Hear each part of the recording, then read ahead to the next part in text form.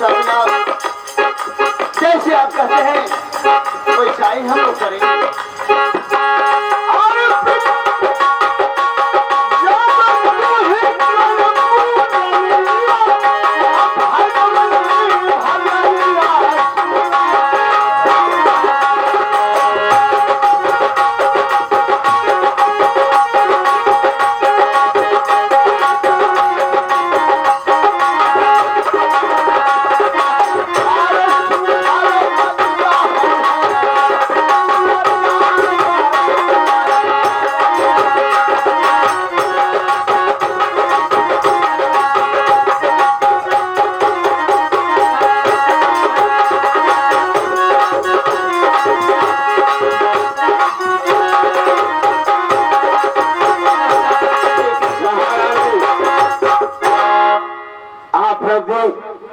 परमेश्वर की प्रार्थना कीजिए, पूजा कीजिए, और मैं भी उनकी आराधना करूंगा, पूजा करूंगा।